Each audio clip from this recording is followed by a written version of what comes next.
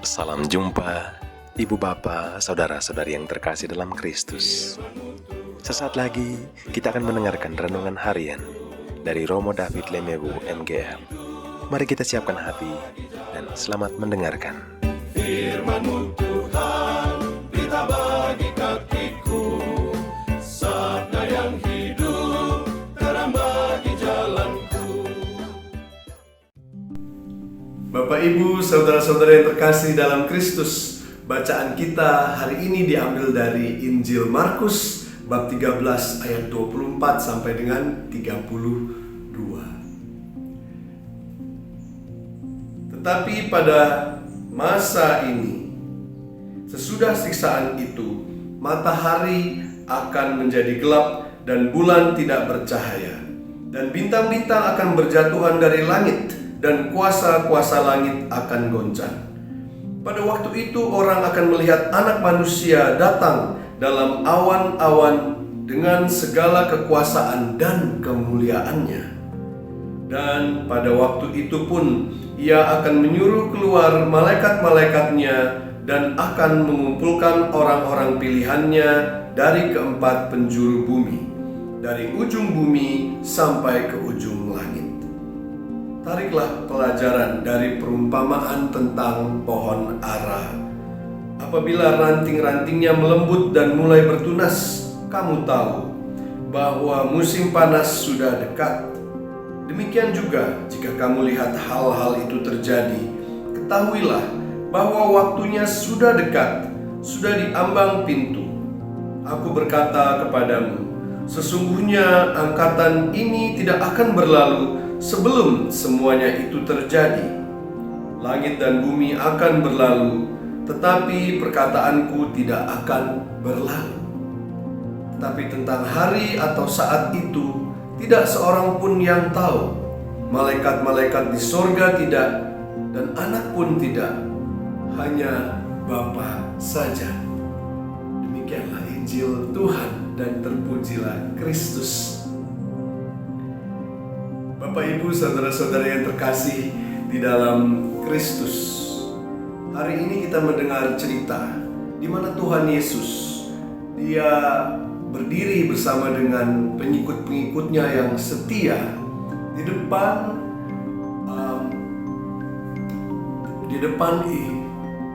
tempelnya bangsa Yahudi, ya, depan bait Allah yang sungguh megah, yang buat orang Yahudi adalah tempat di mana Tuhan bersemayam. Tidak ada tempat yang lebih penting, lebih sentral daripada bait Allah yang dibangun 46 tahun lamanya itu. Kalau saya berdiri di depan sebuah tempat seperti itu, saya akan berbicara tentang hebatnya tempat itu, bagaimana tempat itu dibangun, dan segala aspek-aspek yang luar biasa daripada bait Allah itu. Mungkin kalau kita bandingkan dengan kita pergi ke Roma, ya, di Saint Peter Square. Di situ kita melihat begitu megahnya bait Allah, ya, begitu besar, begitu hebatnya. Saya juga melihat apa ya bandingannya untuk kita orang Indonesia. Sulit mencari satu tempat karena kita orang Indonesia beraneka ragam agamanya. Mungkin buat orang Hindu, orang Bali, kita bisa melihat Candi Borobudur yang begitu megahnya, ya, ataupun patung Wisnu, patung Garuda Wisnu Kencana, ya, yang merupakan patung tertinggi di Indonesia, 122 meter tingginya, atau patung kedua tertinggi di dunia, ya, yang baru saja selesai tahun 2018. Atau mungkin kita melihat tempat, mungkin bagi kita orang Katolik, apakah itu katedral. Kalau orang di Maumere di sini, patung Bunda Maria di Nilo itu merupakan patung yang sangat ikonik, ya. atau mungkin di Manado patung Yesus memberkati yang tingginya sampai 50 meter. Ya, atau mungkin saudara-saudari kita yang di Pontianak, katedral yang begitu luar biasanya. Saya pernah misa di sana waktu saya di Tahbis. Ya, altarnya ada 2. Saya hanya misa di altar yang bawah, tapi altar yang di atasnya besar sekali. Desainnya seperti Roma, sungguh luar biasa. Ya, atau mungkin kita melihat istana Maimun di Medan, ya, atau Lawang Sewu di Semarang, atau buat saudara-saudari kita yang Muslim, Masjid Istiqlal di Jakarta, ya, atau Istana Bogor, ya, atau Gama Tower mungkin bagi para pebisnis, ya, gedung tertinggi di Indonesia. Apapun itu, kita mungkin datang tidak mengharapkan seperti Yesus tiba-tiba mengatakan bahwa seluruh bangunan ini, batu-batunya semua akan runtuh. Itu menjadi sebuah pesan yang membawa shock kepada seluruh pengikutnya yang setia. Ya. Bukan saja Tuhan Yesus mengatakan bahwa semua itu akan runtuh, ya, tetapi dia mengatakan bahkan seluruh kosmos, ya, matahari dan bulan tidak akan bercahaya lagi, dan bintang-bintang berjatuhan. Apa yang terjadi? Ya, mengapa tiba-tiba Tuhan Yesus mengatakan seperti itu? Dan dia katakan bahwa itu akan terjadi pada angkatan mereka. Ya. Kita harus melihat bahasa yang dikatakan oleh Tuhan Yesus, ya. Jenis bahasanya, apakah bahasa peribola atau bahasa yang kita bisa ambil secara literal, bahwa diterjemah diartikan kata per kata. Kalau memang diartikan kata per kata, kita mengatakan itu tidak terjadi. Ya memang bait Allah itu runtuh di tahun 70-an, tetapi matahari dan bintang dan bulan tidak berhenti bercahaya. Ya. Apakah Yesus seorang nabi yang tidak benar? Pastilah tidak. Ada sesuatu di balik itu yang ingin disampaikan Tuhan Yesus, dan itu sangatlah penting.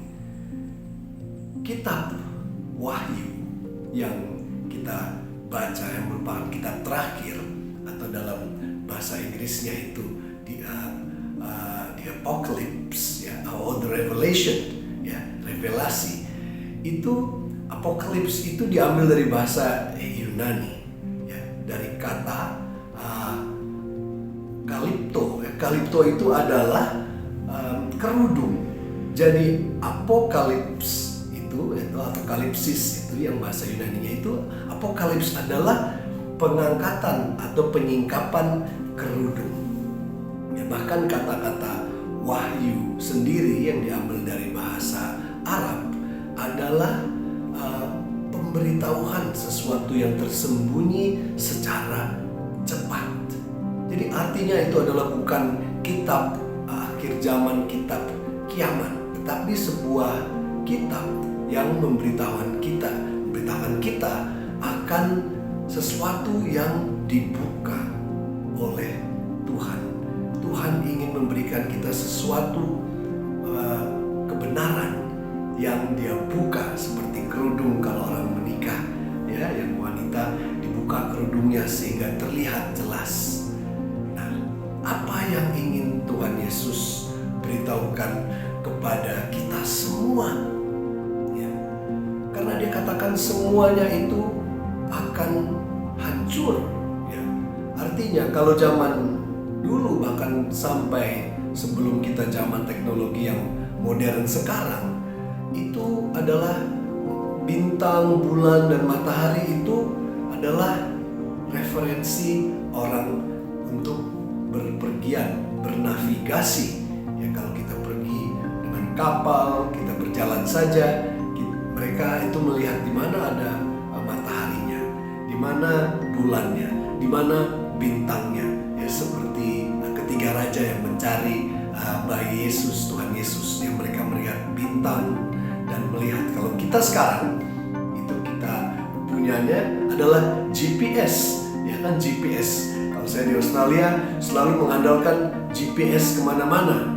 Kita punya seorang pastor yang kita katakan GPS berjalan, karena dia tahu persis jalan di mana, pohon di mana, dia tahu kemana harus pergi. Kalau saya yang orientasinya sangat buruk, saya mengandalkan GPS itu sehingga saya tahu kalau saya pergi ke tempat yang baru. Nah, Tuhan Yesus mengatakan bahwa semua ini akan diambil daripada kita, ya, referensi navigasi kita dan juga navigasi bagi pengikut Kristus, ya, para orang-orang yang beribadah, bahwa bait Allah pun akan hancur sehingga tidak ada lagi referensi secara duniawi yang kita punya. Lalu apa yang disingkapkan oleh Tuhan Yesus pada waktu itu? Ya. Apakah itu benar-benar terjadi? Ternyata yang disingkapkan oleh Tuhan Yesus adalah bahwa kematiannya dan kebangkitannya adalah menjadi referensi untuk kita semua. Ya, sistem dunia di mana kematian adalah akhir dari segalanya itu bukanlah akhir dari segalanya bagi Tuhan Yesus. Ini adalah kabar baik. Ini bukan sesuatu yang harus kita takutkan. Karena saat Tuhan Yesus mati di kayu salib, matahari berhenti bersinar dan bumi berguncang dan lain sebagainya, dan dia akhirnya bangkit oleh kekuatan Roh Kudus dan oleh cinta kasih Allah Bapa. Itulah yang dikatakan Tuhan Yesus harus menjadi referensi, ya, titik pusat navigasi hidup kita. Bukan GPS, bukan iPhone, ya, bukan juga keadaan ekonomi, politik, ya, navigasi tentang corona dan lain sebagainya.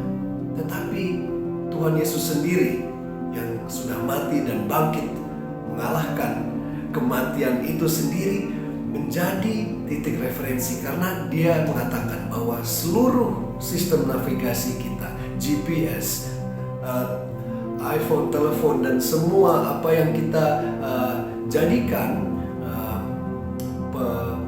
pembawa jalan bagi kita, menentukan jalan kita, itu semua akan habis dan hancur. Kalau kita tidak mengandalkan Tuhan Yesus, terutama di mana yang disingkapkan kematian dan kebangkitannya, dan sungguh kita imani, kita akan kehilangan arah. Maukah kita, ya, meninggalkan semuanya? Bukan berarti kita tidak memakai hal duniawi itu, tetapi menjadikan lebih dalam lagi kematian dan kebangkitan Tuhan Yesus sebagai titik pusat kehidupan kita, sehingga kita tidak kehilangan orientasi saat semua hal itu terjadi dalam hidup kita. Saat kita, ya, menghadapi kematian, karena tidak akan ada yang lolos dari kematian.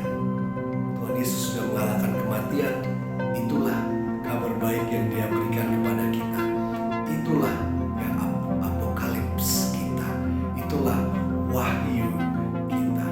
Kita bisa diselamatkan karena Roh Kudus yang ada pada Tuhan Yesus juga yang berikan kepada kita semua. Mari kita syukuri yang sudah disingkapkan oleh Tuhan Yesus, kabar gembira akan kebangkitannya. Dan semoga namanya terpuji sepanjang segala masa dan di dalam hidup kita semua.